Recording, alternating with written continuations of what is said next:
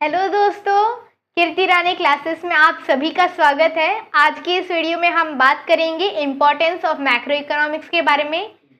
अगर आपको ये टॉपिक इंग्लिश में चाहिए है तो फिर आप मेरे चैनल पे जाके वो दूसरा वीडियो देख सकते हैं। मैंने ये सेम टॉपिक इंग्लिश में भी समझाया हुआ है, तो आप मेरे चैनल पे जाके चेक कर सकते हैं। चलिए शुरुआत करते हैं आज के टॉपिक के साथ, इम्पोर्टेंस ऑफ मैक्रो इकोनॉमिक्स।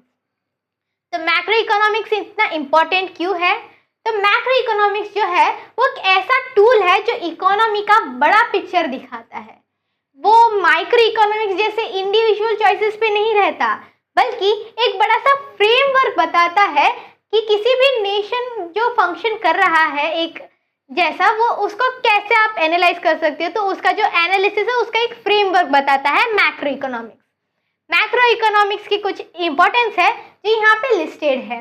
तो जो है फॉर्मुलेटिंग इकोनॉमिक पॉलिसीज को कैसे फॉर्म किया जा सकता है, इकोनॉमिक फ्लक्चुएशन है उसे कैसे अंडरस्टैंड कर सकते हैं, जो नेशनल परफॉर्मेंस है उसे कैसे मेजर करते हैं, जो लार्ज स्केल प्रॉब्लम्स है उसको कैसे सॉल्व कर सकते हैं, इंटरनेशनल ट्रेड को कैसे मैनेज कर सकते हैं और रिसोर्सेज को कैसे एलोकेट करके इकोनॉमी को कैसे ग्रो किया जा सकता है। तो इन्हीं 6 पॉइंट्स को हम लोग डिटेल में देखेंगे। शुरू करते हैं। सबसे पहला पॉइंट है फॉर्मुलेटिंग इकोनॉमिक पॉलिसी। तो मैक्रो इकोनॉमिक्स इकोनॉमिक पॉलिसी में कैसे मदद करता है फॉर्म करने के लिए? तो फिर ये जो है वो गवर्नमेंट और सेंट्रल बैंक्स को मदद करता है किसी भी पॉलिसी को फॉर्म करने के लिए। हमारे पास जितनी इकोनॉमिक पॉलिसी है, 2 इकोनॉमिक्स पॉलिसी है। पहली है फिस्कल पॉलिसी और दूसरी है मॉनेटरी पॉलिसी।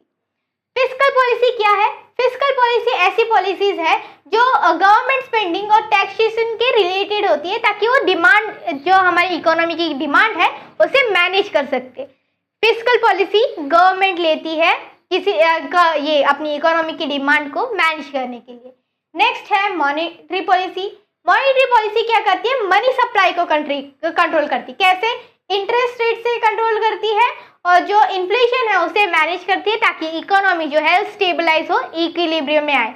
मॉनेटरी पॉलिसी कौन डिसाइड करता है? तो वो डिसाइड करती है सेंट्रल बैंक किसी भी कंट्री की। इंडिया की केस में वो होगी आरबीआई।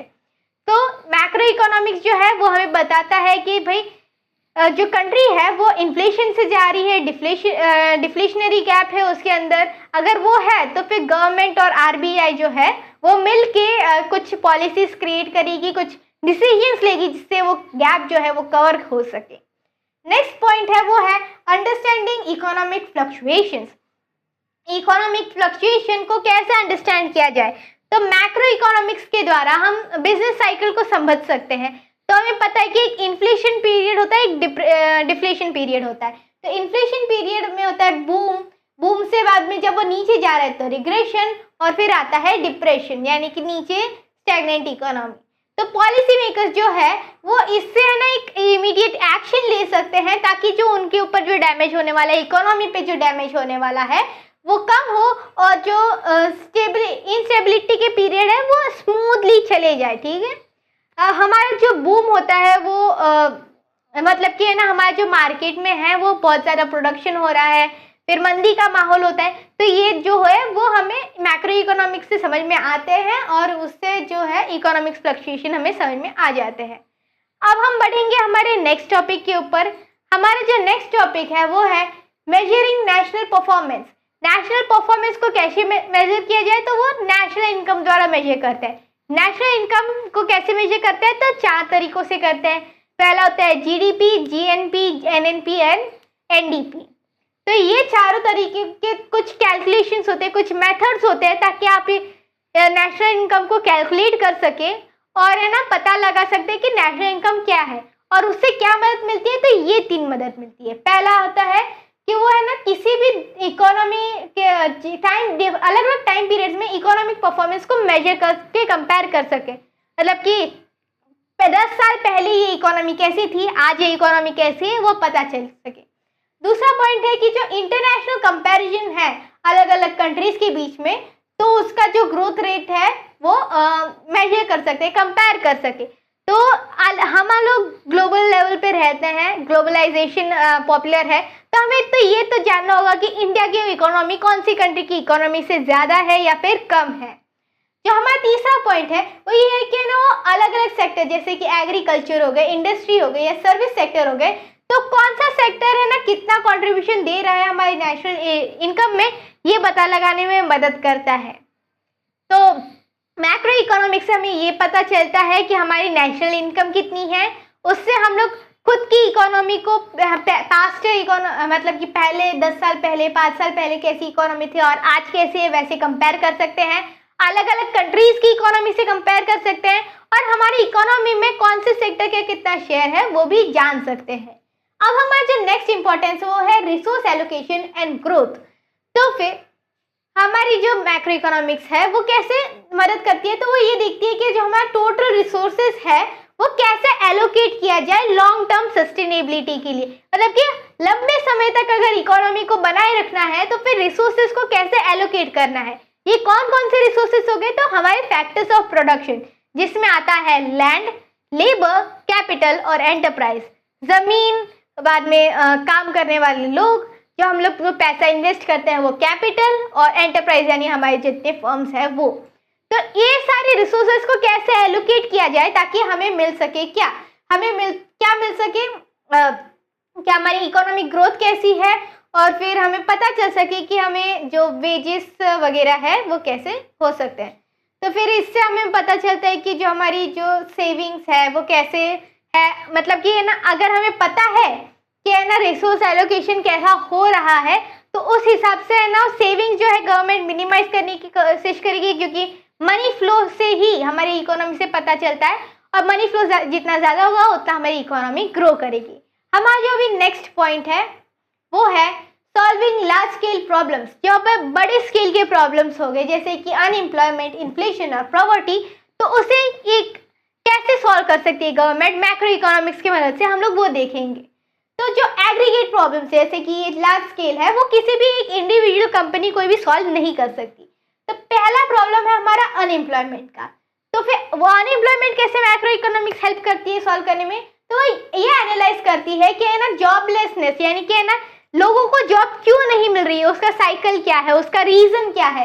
तो उससे जो है वो एम्प्लॉयमेंट प्रोग्राम्स क्रिएट होंगे और लोगों को जॉब मिलेगी और अनएम्प्लॉयमेंट जो है वो कम होगी। दूसरा प्रॉब्लम आता है इन्फ्लेशन का। तो हमारी जो जनरल प्राइस लेवल है उसे हम लोग एनालाइज करेंगे और हम लोग है ना सिटीजन की जो परचेसिंग पावर है यानी कि वो कितना खरीद सकते हैं इस इनकम में, वो कितना सारा सामान खरीद सकते हैं उसे प्रोटेक्ट करेंगे और वो बढ़ाने की कोशिश करेंगे। हमारा जो तीसरा प्रॉब्लम है वो है पॉवर्टी का। तो हम लोग ऐसे वेल्थ डिस्ट्रीब्यूशन स्ट्रेटेजीज को डेवलप करेंगे जिससे जो स्टैंडर्ड ऑफ लिविंग है, जो रहने का जो स्टैंडर्ड है वो इंक्रीज हो सके, कि कम से कम इनकम में ना वो एक डिसेंट लाइफ जी सके। तो ये है कुछ गोल्स मैक्रो इकोनॉमिक्स से, ऐसे ये तीनों प्रॉब्लम्स को सॉल्व करने में मदद करता है।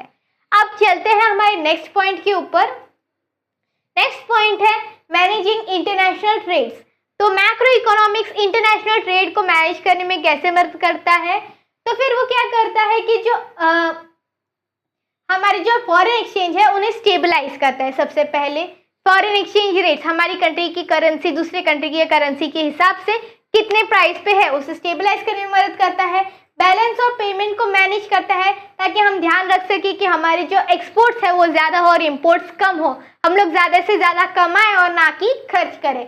और तीसरा क्या करता है, वो देखता है कि है ना ट्रेड और टैरिफ एग्रीमेंट्स है उसका हमारी कंट्री पे और बाकी कंट्री पे क्या इफेक्ट हो रहा है, बाकी कंट्री ने जो ट्रेड और टैरिफ लगाया उसका हमारी कंट्री पे क्या इफेक्ट हो रहा है और हमने जो ट्रेड एंड टैरिफ लगाए वो हमारी इकोनॉमी को कैसे अफेक्ट कर रही है। इसका सबसे बढ़िया एग्जाम्पल हमने पिछले कुछ महीनों में ऑब्जर्व किया है ग्लोबली कि कैसे ट्रेड एंड टैरिफ हो रहा है, कि ट्रम्प ने कितने टैरिफ्स लगाए हैं और उसकी वजह से है ना अमेरिका को तो सफ़र करना पड़ रहा ही, साथ में बाकी सारी जो कंट्रीज है वो भी सफ़र कर रही है।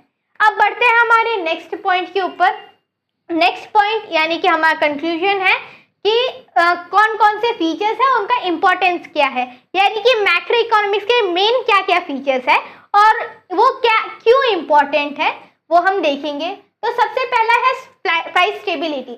तो वो क्या प्रिवेंट करता है कि है ना जो सेविंग्स है वो ज़्यादा से ज़्यादा ना हो। क्यों? क्योंकि है ना जितना आप सेविंग्स करोगे यानी कि है ना पैसे मनी सप्लाई में से निकालोगे उतना ही फ्लो कम होता जाएगा। तो फिर वो सेविंग्स को थोड़ा एक मेंटेन रखने के लिए और जो कॉस्ट ऑफ लिविंग है उसे मैनेजेबल रखने के लिए मदद करता है। नेक्स्ट पॉइंट है हमारा जीडीपी ग्रोथ। तो फिर वो क्या करता है कि हमारा जो इंफ्रास्ट्रक्चर है, हेल्थ केयर है या फिर स्टैंडर्ड ऑफ लिविंग है वो ज़्यादा से ज़्यादा बढ़ता रहे और ज़्यादा से ज़्यादा अच्छा हो और डेवलप होता रहे, ये इंश्योर करता है। नेक्स्ट पॉइंट है एम्प्लॉयमेंट। वो क्या इंश्योर करता है? वो इंश्योर करता है कि जो हमारी सोशल स्टेबिलिटी है और जो हमारी ह्यूमन कैपिटल है उसका सबसे ज़्यादा मैक्सिमम से मैक्सिमम यूटिलाइजेशन हो। नेक्स्ट है ग्लोबल बैलेंस। तो फिर वो क्या इंश्योर करता है? वो इंश्योर करता है कि किसी भी नेशनल करेंसी है वो कॉम्पिटिटिव रहे, मार्केट मीन्स रेस में बनी रहे, वो एक लेवल के नीचे ना ज़्यादा फॉल हो और वो ज़्यादा से ज़्यादा उसकी प्राइस बढ़ती रहे ताकि एक कंट्री डेवलप हो, लेकिन इतनी भी ना ज़्यादा बढ़े कि ना वो ज़्यादा इन्फ्लेशन हो और लोगों को ही सफ़र करना हो। तो इसी के साथ आज का ये वीडियो ख़त्म हो जाता है। अगर आपको ये सेम टॉपिक इंग्लिश में चाहिए, प्योर इंग्लिश में चाहिए, तो आप मेरे चैनल पे विजिट कर सकते हैं, सेम टॉपिक आपको मिल जाएगा। अगर आपको ये वीडियो पसंद आया हो तो इस वीडियो को लाइक कीजिए, चैनल को सब्सक्राइब कीजिए, नीचे कमेंट्स में लिखिए कि आपको ये वीडियो कैसा लगा और अपने दोस्तों के साथ शेयर कीजिए। Thank you.